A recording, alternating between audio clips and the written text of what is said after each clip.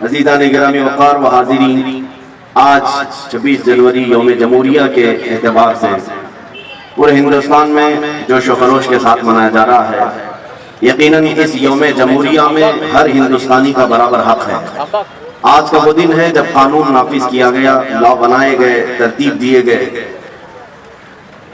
آزادی کے بعد پورے ہندوستان کا ایک سنویدھان بنا جس کے تحت ہم سب کو گزارنے کے لیے ایک بہترین لا کی کتاب پیش کی گئی۔ آج ہندوستان کی آزادی کو 70 سال سے زیادہ کا عرصہ گزرنے کو آیا ہے۔ ہم آج یہ عہد کرتے ہیں کہ اللہ رب العزت نے ہر انسان کو آزاد پیدا کیا ہے اور آزادی انسان کا بنیادی حق ہے۔ غلامی میں جینا کسی انسان کے لیے نہیں ہے، اسی لیے ہم غلامی کے خلاف لڑتے رہے۔ 90 سال کی جنگ کے بعد ہندوستان میں 1857 سے لے کر 1947 تک، 1857 سے لے کر 1947 تک 90 سال کی ایک عظیم جنگ کے بعد، بڑی محنتوں کے بعد یہ لہلاتا ہوا چمن آج ہمیں دکھ رہا ہے۔ اور ہندوستان کی اس آزادی میں 100-200 کا نہیں، ہزاروں کا خون بہا ہے، اور ان کے خون کے بعد، ان کی قربانیوں کے بعد یہ آج پرچم سربلند ہے ہندوستان کا۔ میرے عزیزوں، اس آزادی کو برقرار رکھنا ہر ہندوستانی کا حق ہے۔ دوبارہ ہندوستان کسی کی غلامی میں نہ جائے، اس کا عہد ہم ہر سال کرتے ہیں۔ ہم یہ چاہتے ہیں کہ ایک 200 سالہ غلامی کی زندگی انگریزوں کی جینے کے بعد ہندوستان پر دوبارہ کبھی ایسی نوبت نہ آئے کہ پھر ہمارے درمیان کچھ لوگ حکومت کریں اور کچھ لوگ غلامی کریں۔ نہیں، ہم کبھی یہ نہیں چاہتے۔ ہندوستان آزاد ملک ہے، اسی لیے جمہوریت کو یہاں پر سب سے بڑا ایک مرتبہ دیا گیا جس کو ڈیموکریسی کہتے ہیں۔ ڈیموکریسی ہے کیا؟ یہ لوگوں سے لوگوں کے لیے، by the people for the people, لوگوں سے لوگوں کے لیے۔ تو جب تک یہ رہے گا انشاءاللہ ہندوستان میں امن و امان برقرار رہے گا۔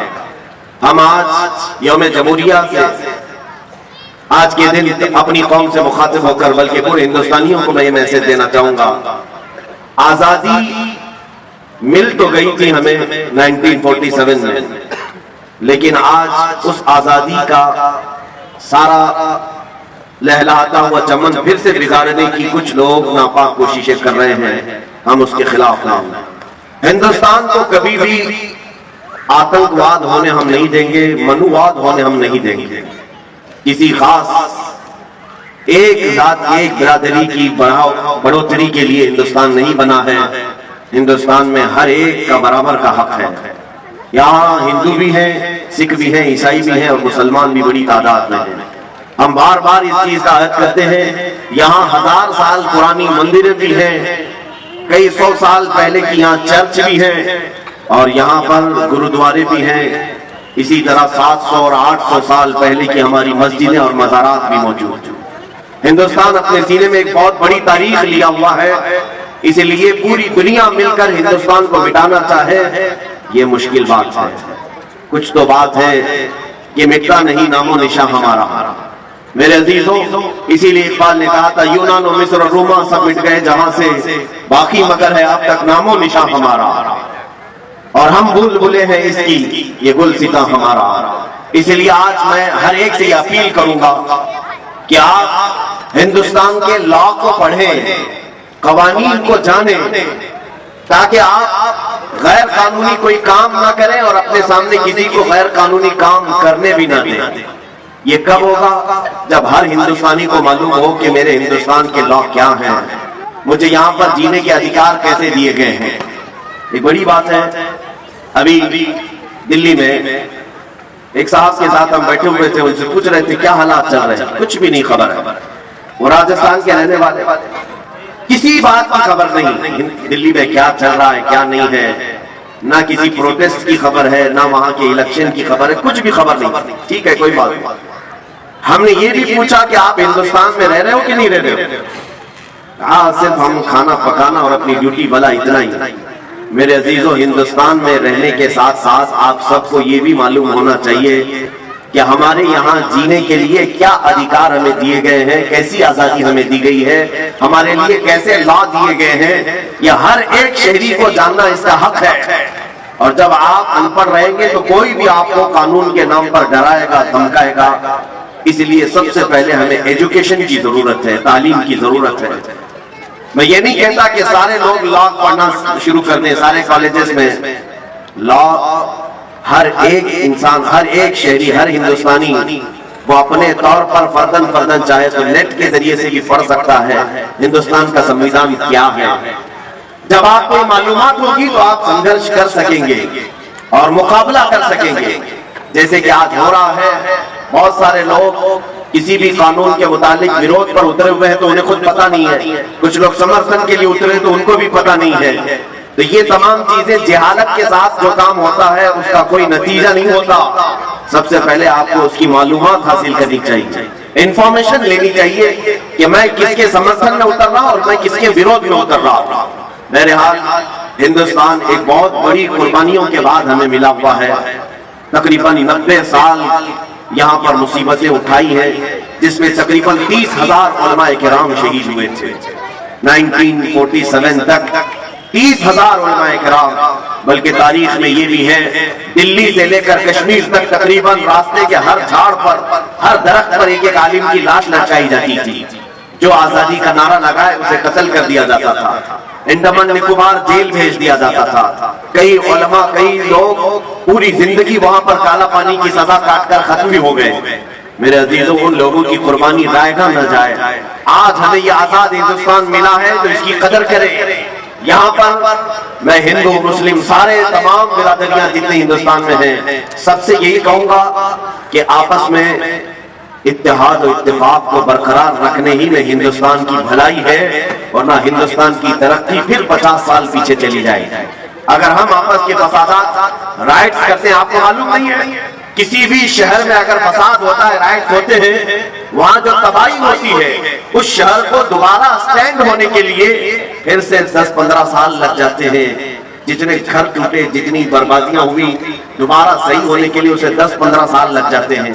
اسی طرح ہندوستان میں اگر یہ مذہبی طور پر فسادات ہوئے تو اس کا نقصان پورا ملک کو ہوگا، ملک پھر 50 سال پیچھے چلا جائے گا اور پھر اس کو ترقی کرتے کرتے ایک زمانہ چلا جائے گا۔ اس لیے جو ہندو ہیں وہ بھی سمجھ لیں، جو سکھ ہیں اور عیسائی ہیں، جو بھی ہندوستان میں جی رہے ہیں، وہ سب سمجھ لیں کہ ہندوستان گنگا جمنی تہذیب کا ایک ملک ہے۔ یہاں عافیت اور بھلائی اسی بات میں ہے کہ نہ تم انہیں چھیڑو نہ ہم تمہیں چھیڑیں، یا کسی بھی طرح کے یہ بھید بھاؤ کے معاملات نہ ہوں۔ ہندوستان نے جہاں ہم کو اذان پکارنے کی اذان پکارنے کی آزادی دی ہے، تمہیں اپنے مندروں میں عبادت کرنے کی بھی آزادی دی ہے، کرسچن کو اپنے ہاں عبادت کرنے کی آزادی ہے، گرودوارے میں اپنے عبادت کرنے کی آزادی ہے۔ تو میں یہ چاہتا ہوں کہ ہر کمیونٹی والا اپنی آزادی کے ساتھ اپنے مذہب پر عمل کرے، کوئی ایک دوسرے پر فورس نہ کرے۔ انشاءاللہ العزیز یہ اتحاد ہندوستان کو ایک دن دیکھنا پوری دنیا کا سپر پاور بنا کر کے رکھے گا۔ سپر پاور ہندوستان بن سکتا ہے صرف ہمارا یہ کمیونل رائٹس جو ہوتے ہیں، مذہبی فسادات، یہ ختم ہو جائیں اور ہم ایسے لوگوں کے خلاف لڑتے رہیں گے، اخیر تک لڑتے رہیں گے جو ہندوستان کی کرسی کو خراب کریں گے، ان سے ہمارا ہمیشہ وروध رہے گا۔ میرے عزیزوں، پہلی مرتبہ آج یہاں پر ہم سب جمع ہیں، میں زیادہ دیر آپ کا یہاں پر نہیں لوں گا۔ آپ کو دو چیزیں میں کہتا ہوں، دیکھیں، ایک آزادی ہے اور ایک پابندی ہے۔ آزادی ہے اور پابندی ہے۔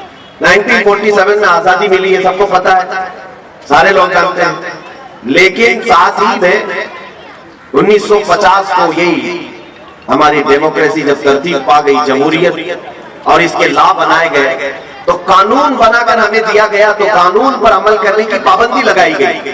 تو آپ کے دماغ میں ایک سوال آتا ہوگا، 1947 میں آزاد کر دیا اور پھر 1950 میں 1950 میں پھر قانون میں پابند کر دیا، یہ کیسی آزادی؟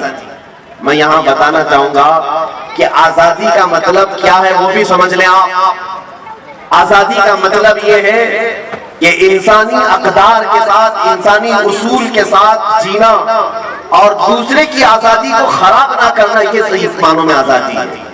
آزادی کا مطلب یہ بھی نہیں ہے کہ کوئی ننگا پھرتا رہے اور دوسرے کو تکلیف دے، وہ آزادی تو جنگلوں کی آزادی ہے، जानवरों की आजादी है। मेरे अजीजों, आजादी का मतलब यह है कि तुम्हें एक जो संविधान दिया गया है वो डिसिप्लिन मेंटेन करके जो चलेगा वही सबसे बेहतरीन आजादी है। कानून के खिलाफ जो भी करता है, हमारे आका सल्लल्लाहु तआला अलैहि वसल्लम ने भी हमें उसूल अता किए, फरामीन अता किए, और ये भी फरमाया मन गश्शना फलैसा मिन्ना, जिसने हमें धोखा दिया वो हमारी उम्मत में से नहीं है।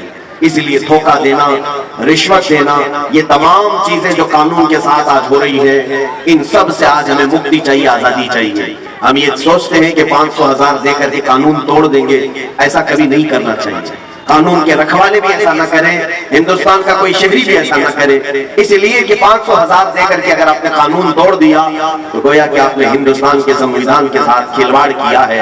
आगे आने वाली नस्लें फिर डिसिप्लिन कभी मेंटेन नहीं कर पाएंगी।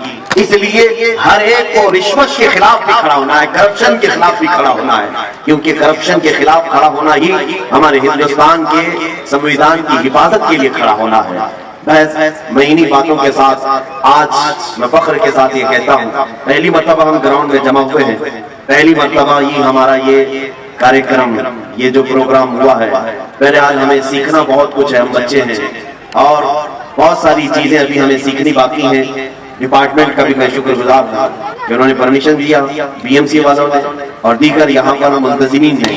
खास तौर पर आज मैं आपको एक बात बता दूं, मदीना जामा मस्जिद की आवाज पर आज पाक साइड और घाटकोपर के करीब की जितनी तंजीमें थी, कमेटियां थी, अल्हम्दुलिल्लाह वो सब यहाँ पर आज हाजिर हो चुकी। एक झंडे के तले हम सब जमा हुए हैं। मुझे उम्मीद है कि फिर ये झंडे तले जब भी आवाज उठाई जाएगी हम सब एक जगह जमा हो जाएंगे, जमा होंगे ना इंशाअल्लाह। यहाँ पर मैं सारे कमेटियों के नाम पढ़ नहीं पाऊंगा।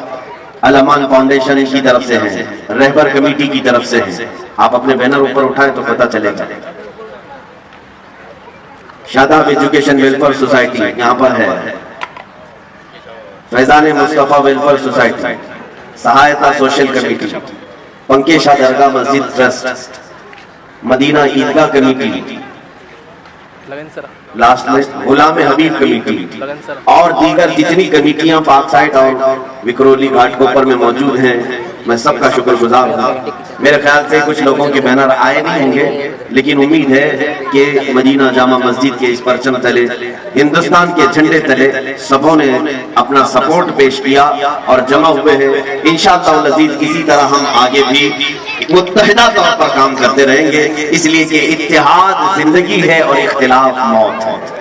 इत्तेहाद जिंदगी है, इख्तिलाफ मौत है।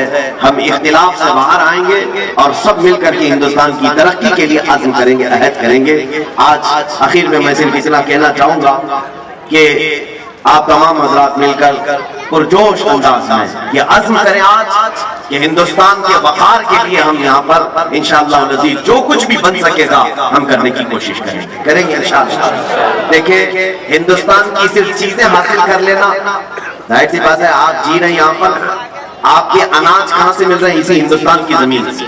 आपका पानी जो रोज इस्तेमाल कर रहे हैं इसी हिंदुस्तान की जमीन से मिल रहा है। ऐसा नहीं कि हिंदुस्तान में रह रहे हैं और अमेरिका का पानी पी रहे हैं, सब हम यहीं का पानी पी रहे हैं, यहीं के अनाज खा रहे हैं। तो क्या हम हिंदुस्तान को जाने से पहले भी कुछ दे करके जाएंगे?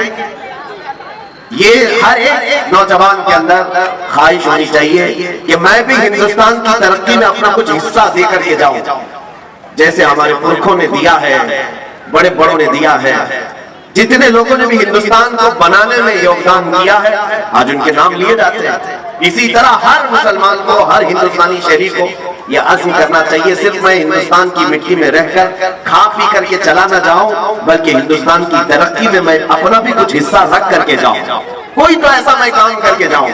इसलिए साइंस के मैदान में जो बच्चे हैं मैं उनसे गुजारिश करूंगा पढ़ो और बहुत आगे बढ़ो, ताकि हिंदुस्तान की साइंस को, हिंदुस्तान की टेक्नोलॉजी को तुम आसमानों तक पहुंचाओ। आज जो बच्चे इंजीनियरिंग में हैं मैं उनसे गुजारिश करूंगा कि खूब आगे बढ़ो, इतना आगे बढ़ो कि हिंदुस्तान का इंजीनियरिंग में एक मकाम पैदा हो जाए पूरी दुनिया में, ताकि आपको हमेशा याद किया जाए। एक बात याद रखना, आप कौन से घर में रह रहे थे, क्या पहनते थे, क्या खाते थे, आपके मरने के बाद कुछ भी नहीं याद किया जाएगा। आज से तकरीबन 100 साल के बाद आज हम खड़े हैं 2020 में। अगर 100 साल और जिंदगी हुई, 100 سال کے بعد اگر دنیا باقی رہی تو یاد رکھ لینا 100 سال کے بعد ہم میں سے شاید ہی کوئی رہے گا، اور پھر ہم میں سے جو بھی کسی کی نسلیں ہوں وہ ہم کو نہ ہمارے گھر سے یاد کریں گی، نہ ہمارے کپڑوں سے، نہ ہمارے کھانے پینے سے۔ یاد اگر کیے جائیں گے تو تمہاری ترقیوں کو یاد کیا جائے گا، تم نے اگر کچھ کیا ہے۔ آج تاج محل کو یاد کیا جاتا ہے اس لیے کہ تاج محل ایک عجوبہ ہندوستان کی ترقی کے اور ہندوستان کا سر اونچا کرنے کے لیے ایک بادشاہ نے دیا۔ لال قلعہ دیا ہے، قطب مینار دیا ہے، اور بھی بہت ساری ایسی چیزیں ہیں ہندوستان میں جو ہندوستان میں رہنے والوں نے اس کی ترقی کے لیے دیا ہے۔ اسی طرح سے میں گزارش کروں گا ہر فیلڈ میں جو بھی ہے وہ ہندوستان کی ترقی کے لیے اپنا کچھ حصہ ضرور دے کر کے جائے۔ ظاہر سی بات ہے آج یہ بات یاد کی جائے گی، اگر آپ نے انجینئرنگ میں جیسے پلین بنانے والا کون تھا، سب سے پہلے ایروپلین کس نے اڑایا، وہ ہمیشہ یاد کیا جائے گا۔ کمپیوٹر کس نے بنایا، یہ ہمیشہ یاد کیا جائے گا۔ ٹیلی فون کس نے بنایا، یہ ہمیشہ یاد کیا جائے گا۔ ایسی کچھ ایجادات کرنے والے ہمارے پاس اسٹوڈنٹس ہونا چاہیے۔ میں ان کی حوصلہ افزائی کرتا ہوں، اگر کسی کے دماغ میں ایسی چیزیں ہوں تو سارے لوگ مل کر کے اس کی ہم مدد کریں گے، تاکہ ہندوستان میں جو بھی پروڈکٹ ہوگا، مینوفیکچرنگ ہوگی، پوری دنیا پر ہم اس کو ایسا پیش کریں گے کہ انشاءاللہ العزیز دنیا ہمیشہ یاد رکھے گی کہ اگر یہ چیز کسی نے بنایا تھا تو ایک ہندوستانی مسلمان نے بنایا تھا۔ انشاءاللہ العزیز آج ہم یہاں عہد کر کے جاتے ہیں۔ اخیر میں صرف اتنا ہندوستان کے لیے دعا کروں گا، اللہ رب العزت کی بارگاہ میں مولا کریم ہم سب کو اتحاد و اتفاق کی زندگی عطا فرمائے۔ مولا رب العزت ہم سب کو نظر بد سے محفوظ فرمائے۔ خاص طور پر پاک سائٹ وکرولی گھاٹ کوپر کے جتنے لوگ یہاں پر حاضر ہیں، آج یوم جمہوریہ کے موقع پر اے رب العالمین تیرے دربار میں ہم التجا کرتے ہیں، جس طرح آج ہم آزاد ہیں، ہمیں موت تک تو آزاد ہی زندگی عطا فرما۔ مولا دوسروں کی غلامی سے ہم سب کی حفاظت فرما، پورے ہندوستان کے وقار اور عزت کو مولا تو دوبارہ فرما دے۔